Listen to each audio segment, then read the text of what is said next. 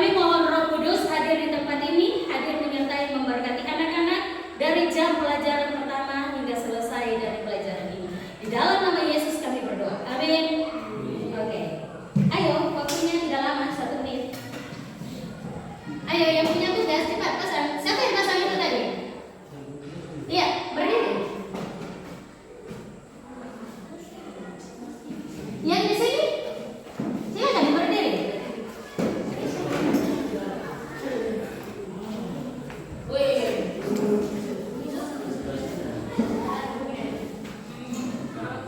Waktu tidak lama, lincah, cepat.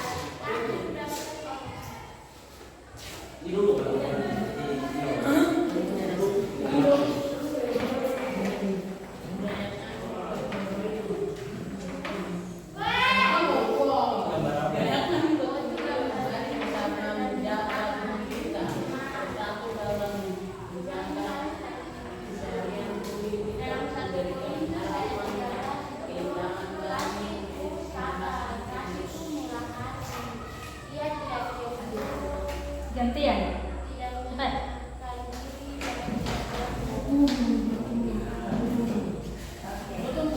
Memori yang lain nanti, oke.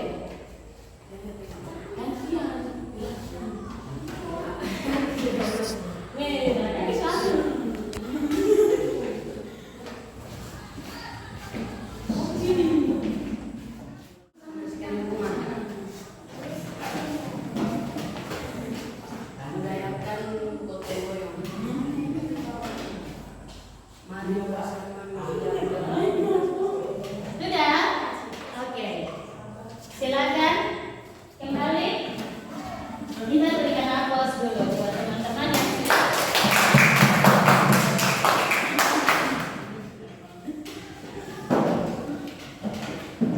Baik, kelompok 1 dan kelompok 2 semuanya dapat 1. Yang kelompok 1 dia punya posternya tentang budayakan gotong royong. Budayakan gotong royong. Terus yang kelompok 2 dia berbicara tentang kasih. Luar biasa. Iya. Kita tadi punya tema, kita belajar tentang pembaharuan hidup oleh Roh Kudus dalam diri kita. Kalau Roh Kudus ada di dalam diri kita, bisa kita lakukan tadi apa?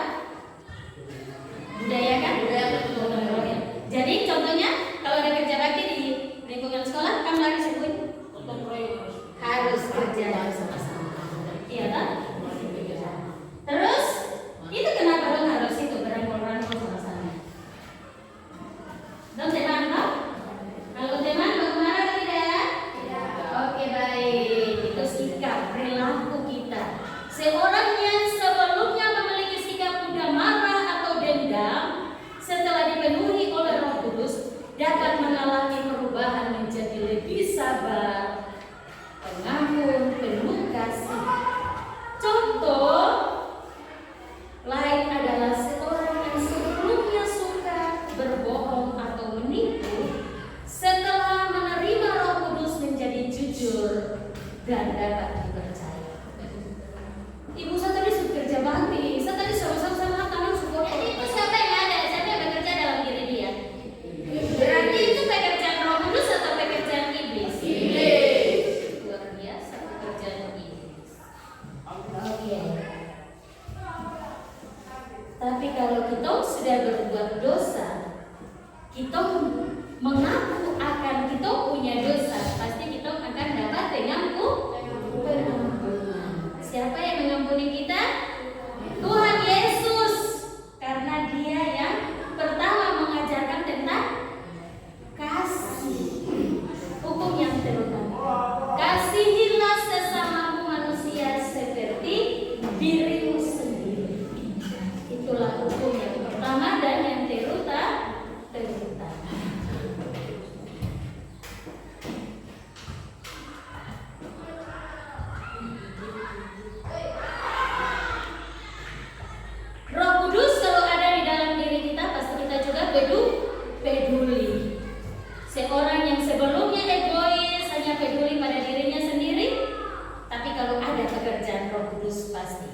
Dia akan berdiri di belakang.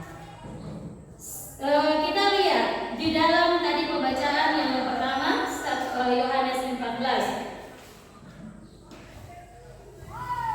ayat ke-26.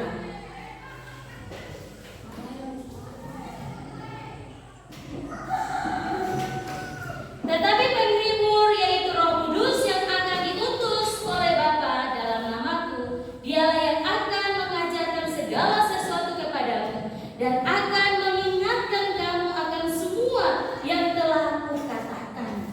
Kasihilah sesamamu manusia seperti dirimu sendiri. Itulah hukum yang pertama. Siapa yang sampaikan itu? Tuhan Yesus. Setelah Dia terangkat ke surga, Dia bilang, saya tidak meninggalkan kalian sendiri, tetapi Roh Kudus akan tinggal bersama-sama dengan kalian.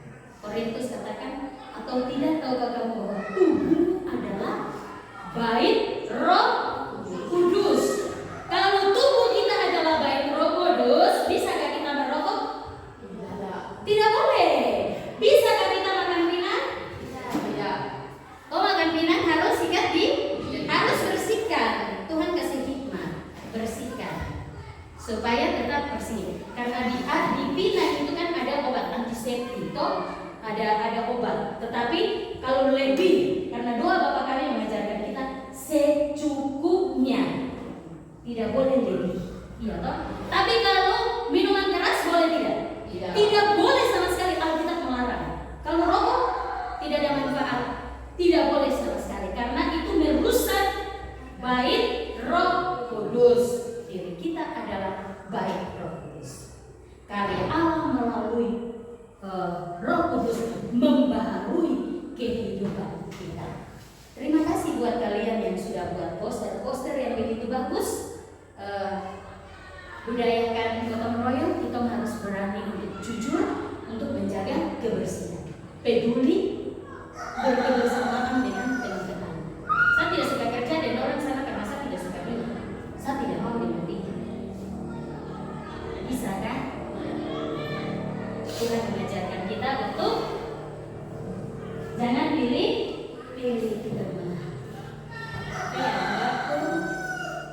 teman. Dikit lagi. Yang kedua, cara untuk lebih terbuka terhadap pembaharuan oleh Roh Kudus dalam kehidupan sehari-hari. Mencari kehadiran Tuhan dalam doa.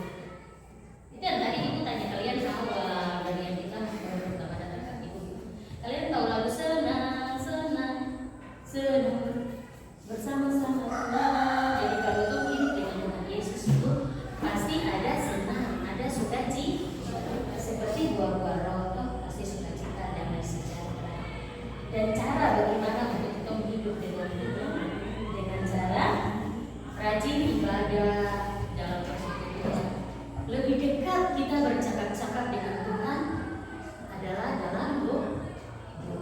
Karena doa adalah alat komunikasi antara kita dengan Tuhan. Kita harus taat pada pimpinan Roh Kudus. Harus menerima, taat berarti aturan-aturan kita harus ikuti. Iya toh? Terus kalau orang menegur kita, jangan kita orang bantah dan marah. Tetapi ambillah hikmah yang baik. Iya toh? Iya. Oke. Itu yang ibu bisa menyampaikan untuk kalian. Tugas selanjutnya untuk kalian ingat baik-baik. Apa yang tadi kalian sudah pasang, ajar dan menjelaskan kepada teman-teman tentang peran Roh Kudus. Tuhan ajarkan di dalam Alkitab bahwa jangan kau menjadi pembaca hebat, pendengar hebat. Itu nanti tuh sama dengan yang tatap muka di depan cermin. Tapi Tuhan mau untuk itu harus menjadi pelaku firman.